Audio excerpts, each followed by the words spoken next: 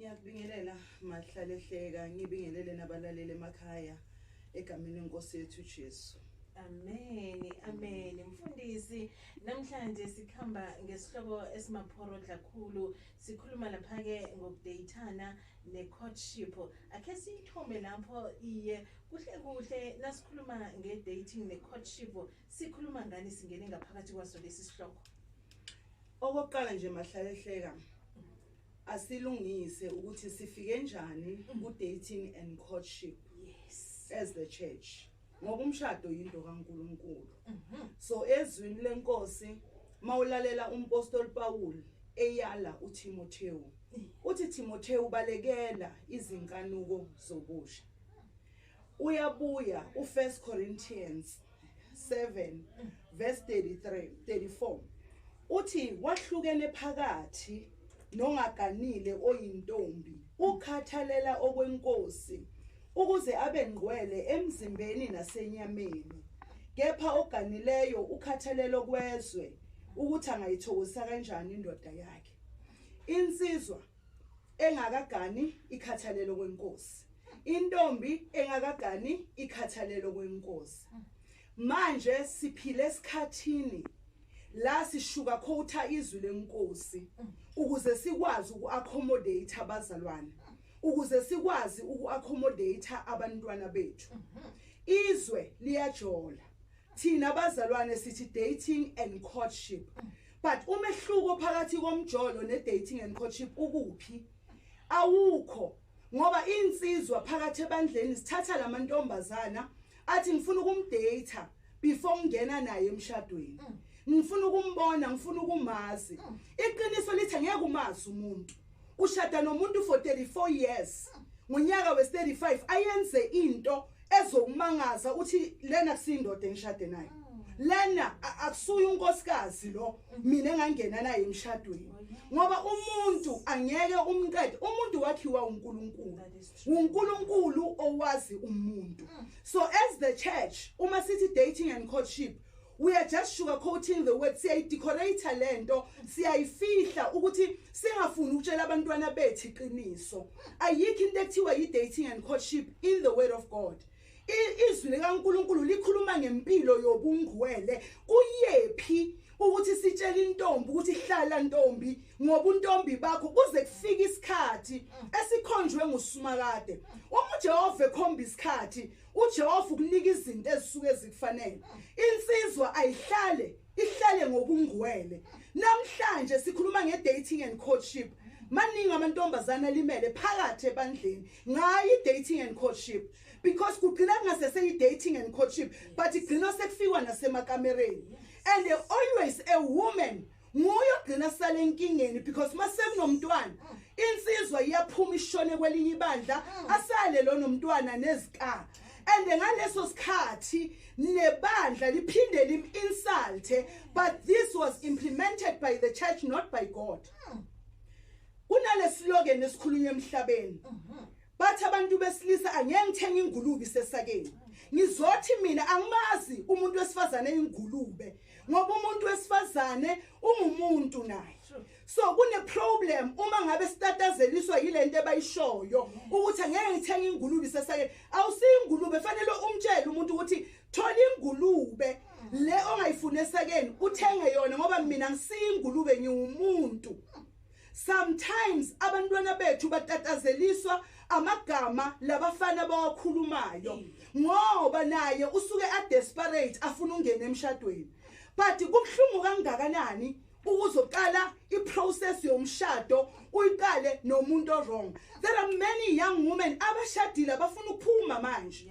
Because yona leyo nto le sekashadisa ukuthi unomntwana, sekashadisa ukuthi isimo bese singiphoqa amagama bengathola enkonzweni ini uyabona ukuthi akusekho mnandi. Kodwa kumnandi kangakanani ukuthi umuntu omusha akazigcine azigcinele uNkulunkulu. uNkulunkulu mase kuyisikhathi sokuthi ungene emshadweni, God will prepare your way. uNkulunkulu yokupreparela okwakho. Dating and courtship is out of line. Ayikho ezwini lenkosi. We are encouraging abantwana bethu to do the wrong thing. 2019 I was preaching a KZN enkonzweni yabo baba. And uNkulunkulu wathi makakhuluma wathi kunezinye izinto engizenzile mina uNkulunkulu ukuprotect abantwana bami. Emabandleni wabazalwane bekunalento yokuthi insizwa maseyifuna ukushada fanele insizwa ihambe yothandaza. Insizwa ikwazi ukubuya emthandazweni ingakatholi izimpendulo kuNkulunkulu. Fanele insizwa ibambane noNkulunkulu emthandazweni kuze athole izimpendulo. Sekazitholile akakwazi ukuya kuntombazana yoyitshela ukuthi mina sengifuna ukushada. Yini isizathu esadala that process? Because bayabathembisa. Sasa sekathazwe umunye ushiye lo yamthembisile. Lo miswe phambi kwebandla uyahamba yoshada umunye. The next thing lona fanele abuya azoqhubeka akhonze khona la sekashade khona nomunye. So uNkulunkulu created a process. Enye into esibulalayo njengebandla mahlalehleka. Yes, mama. Sibulawa ukuthi we don't believe ukuthi uNkulunkulu can still give us some revelation on the times esiphila kuwo. Sicabanga ukuthi uNkulunkulu wagcina ngaboMpostoli uPawuli ukunikeza ama revelation. There are still revelation even in this time. uNkulunkulu le procedure didn't just come. Kodwa yeza to protect also the girl child. Okunguye egcineni ongena ehlazweni. Ngoba every time there's a mistake, owesifazane uyasoleka but owesilisa akasoleki. Njani kube labantu bayenze lento with the backup of the church. But at the end of the day, the church is no longer available to protect the lady. So kaningi lama process wabo dating and courtship abantu ababa mostly affected abantu besifazane. It is high time the church know ukuthi the truth is the truth. uNkulunkulu has never approved umjolo ebandleni. uNkulunkulu has never approved umkipito ebandleni. That is our thing esizenzele yona because we want to keep people in the church. But at the end of the day, it is not on God's word and it is not aligned with the word of God. uMpostoli Paul Michael Timothewu ukuthi balekela izinkanuko zobusha bengathi baleka. Balekisa ubungcwele uthi uNkulunkulu intombi ayimkhonze ngokungcwele Ibe Ngcwele emzimbeni. The same thing with a young man. Yingakho namhlanje we have so many divorces because le mishado iqale wrong. So dating and courtship is not an entry to marriage, but it can be an entry to a disastrous life empilweni yakho. Kwenzakaleni ukuthi abantu bamethemba uNkulunkulu kuyiwe emthandazweni. uNkulunkulu owakha indoda and uNkulunkulu owakhipha ubambo lwendoda wakho wesifazane. So only God can know your wife. So there is no way ukuthi ungathi uyofuna umfazi ukhazwe umuntu ombone lapha because unama hips amakhulu. uNkulunkulu omaziyo. So on that process you need to go and seek God's face. Umbuze baba ukupho ngowami baba ongakhele yena. Kwesinye isikhathi the process is long. Ngoba uNkulunkulu usuka kulungisa wena akulungisela lo nkosikazi oyakuye. Ngoba kwesinye isikhathi wena ngokwakho you are broken unamaphutha amaningi. So they don't want to stay in prayer. Bafuna ama shortcut azogcina egcineni afaka ibandla enkingeni. So there is no way we can take ama shortcut eintweni zikaNkulunkulu. Lokhu kuyihlazo. Ibandla namhlanje livumela umjolo for the sake of keeping young people in the church. Akwazi ukuthi ugcina abantu esontweni ubagcine ngamanga. That can never happen. And asikwazi ukujustify izwi for our own benefits. Uma sikhona in the church, we are in the church to serve the one above. We are not to serve anybody. See, in God's presence, ukwenza intando nomsebenzi wakhe. Lithi izwi lakhe mkhonzeni ngomoya nangeqiniso. Mase kunemijolo nemikipite ebandleni likaNkulunkulu. Ukumkhonza ngomoya nangeqiniso kukuphi? We need to be realistic and we need to stand for the truth. Right now, lento yenzeke emabandleni, it's not good. I cannot talk about what is happening in the world because ebakwenzayo vele okwasezweni. So there is nothing wrong about it, but in the church, dating and courtship has had so many young people. Ibalimazile and amasebalimele, nobody wants to get involved. But labantu abayimplementile futhi abasafuna ukungena abasafuna ukwazi ngaleso sikhathi umntana abantu usele nesisu. Uyazi kuhlunga kanjani to raise a child ongana baba ungana backup system ungana umuntu ozokweseka. Mara lendi implement ukuphi in the house of the Lord. Sifike kanjani siyibandla good dating and courtship as the entry of marriage. While God says, be pure. Up until the day uNkulunkulu, I will give you your things on an appointed time. God's time is always perfect and excellent. Because dating and courtship is messing up our children.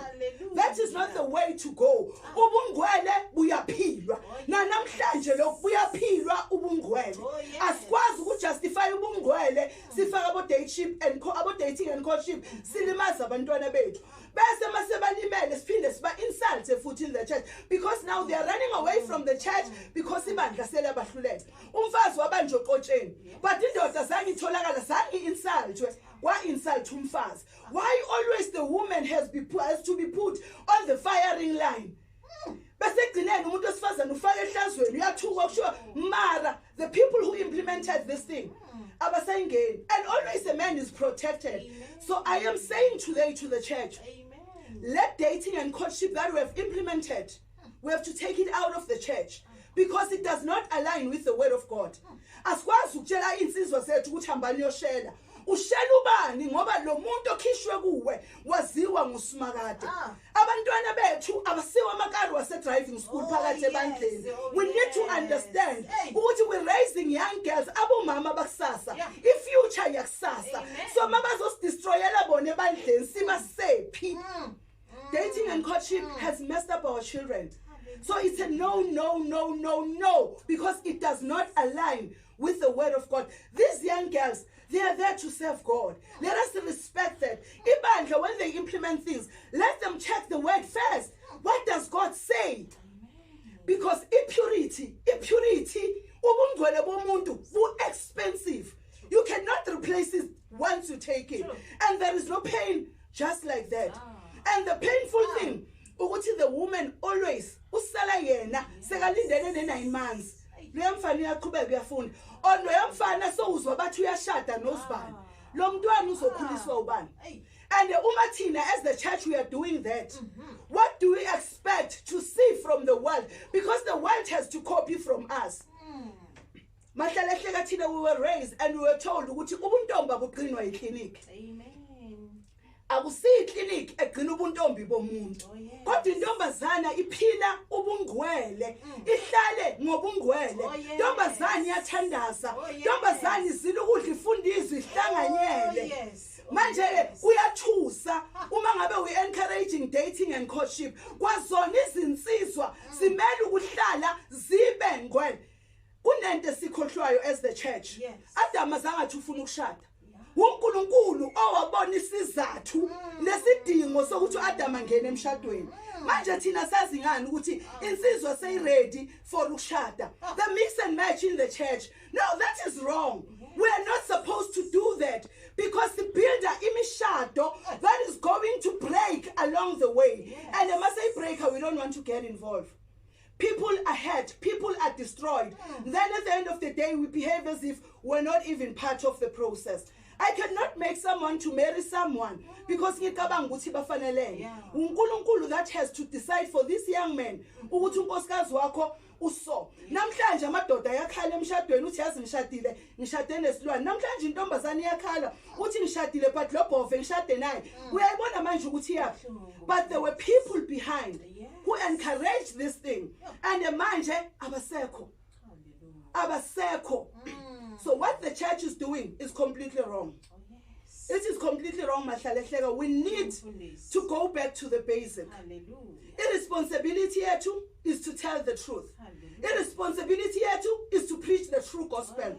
Irresponsibility yethu akusikushifta intweni zikaNkulunkulu. I'd rather stay with the church and for yabantu than ukuhamba nabantu abayimillion who are not even understanding izwi likaNkulunkulu, who are not even going to heaven. Iqiniso, it has to be told as it is. So it hurts a lot. Mawuthi uyabheka la ngaphandle, a girl child is like exposed to danger each and every time. Ubaleke esikolweni, ubaleke ekhaya, senkose sibaleke nasesontweni. Dating and courtship was never implemented by God. It was implemented by us out of fear, sisaba ukulahlekelwa abantu abala enkonzweni, because namhlanje abantu abasha enkonzweni, they are the one who are giving more than any other people. So we have to do izinto ezizoba accommodate ukuze bangaphumi ebandleni. That is wrong. That is wrong. We cannot do that. Umuntu mangaba ngafuni ukwenza into zikaNkulunkulu akashiya ibandla. Otherwise akashiya ibandla ushiya uNkulunkulu wakhe ahamba yela aya khona. But you cannot compromise the truth because sifuna ukuthi angaphumi labandleni. The more we compromise, we are messing up those who are coming. Iqiniso, it has to be iqiniso. Alikwazi iqiniso ukujika libe ngokuyi. So today I want to say to the church, the truth will remain the truth. It doesn't matter ukuthi thina sil cover up silenzani. Okubhlungu the very same kids esingabatshela iqiniso. Ngelinye ilanga bazokhala ngathi. Ngelinye ilanga they will say kube mamhlatshwa iwalikhuluma leqiniso. Maybe I could have taken better decision. So makenzeka ukuthi kube nomuntu ozokhala ngami because ngifihla iqiniso. Sometimes lento esisabayo is just the fear that the enemy has implemented enhlizweni zethu. Kids will never run away when you tell them the truth. When they run away, along the way, uNkulunkulu will keep on speaking on your behalf. Uzobuya lo muntu. Ngoba uNkulunkulu uyayimela into yakhe. uNkulunkulu uyayimela into yakhe. So we cannot compromise the truth. We cannot compromise into kaNkulunkulu. Eyabantu, it's okay. But let's khuluma ngayo umshado yinto kaNkulunkulu. So asikwazi ukuphushela abantwana bethu entweni wrong. That is why I'm standing bravely to say courtship and dating was implemented by us, not by God. We shifted from God's word ukuthi thina sikwazi uku-accommodate labantwana ukuthi bahlale esontweni. But kwenzakalani ngalabantwana baloko balimala banezikala esontweni? Enzakalani mlaleli ngalaba bentwana abalilako ngalesi sikhathi lezi nyembezi ezikhona kibo abentwana namhlanje umntwana ukhona ngekhaya uthi ngabe bengazi bengekhe ngikwenze lokho ngebanga lokuthi khange ngatshelwa khange ngahlaliswa phasi namhlanje nginenilonda ezinengi engingazi ukuthi ngizokwenzani ngithatheni sikhamba njani imfundisi sesizoyisonga nje nomlaleli siyamvulela ungangena sithando sami ku 0711751528 uthwayele ngaphakathi kwaso isihloko esikhuluma ngaso elangeni namhlanje sike ubuza umbuzo kuye umfundisi for isigadunga lapha ke ihlelo ungena ku 0711751528 sikhuluma ngecourtship nokudayithana esikhulukhulu ebantwini abatsha kuyenzeka mlaleli kubhlungu ngalesi sikhathi kunenilonda eziningi mfundisi sidlula njani simbuyisa njani lo muntu omutsha ngalesi sikhathi olimeleko namhlanje abanye eyiningi labo selihlezi alisayi ngemasondweni ngebanga lalenilonda ezikhona simbuyisa njani sipholisa njani lelinceba eselelibhibhidlile ekuye lo muntu omutsha nesikhathi sesesiletha ngalesi sikhathi. Mahlalehleka, just in short, as the church kokuqala fanele siyoqela intethelelo kuNkulunkulu because yithi esiimplemente lento ephinde yabalimaza. Number 2, we need to ask forgiveness to these kids. We are not bigger than God. Uma sonile, we need to bow down and say, Father, we are wrong. And mahlalehleka, we need to cover those kids with love. Siba gone ngothando and protect them. Siba gone ngothando and protect them. Sibatshela ukuthi it's not the end of the journey. Oh yes. Kesimthatha umlaleli mfundisi for isiphuma usemalahleni FM eThelaville. Uphilile mama? Ngiphilile sithando sami sikhuluma nobani kuphi? Siba usivalele radio sithando sami. Siba usivalele umtato uyasilimaza mama. Yebo. Ngiyathokoza love. Sikhuluma nobani kuphi? UPawuli mama. Okay sithando sami nangumfundisi. Yebo, ngicela ukuza ngale ntombazana ezigadisile khaba boyfriend ukuthi kwenzakalani. Singaphakathi kwe-topic isithando sami i-courtship and dating.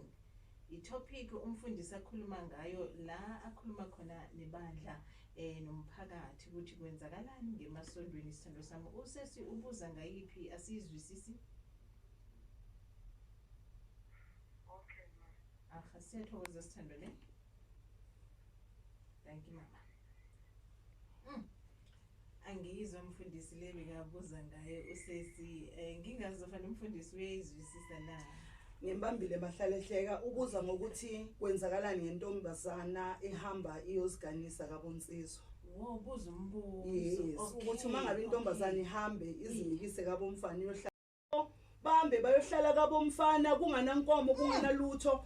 That is wrong. Whether we are called or ukholwa, that is wrong. That is wrong. Just respect yourself and your dignity. Mfundisi asakhona ukuragela phambili isithando sami ngebanga lesikhathi kufanele sidede ikundla sithidela abalingani ngokomsebenzi amezwi okugcina msinyazana ubanikele nenombolo mfundisi.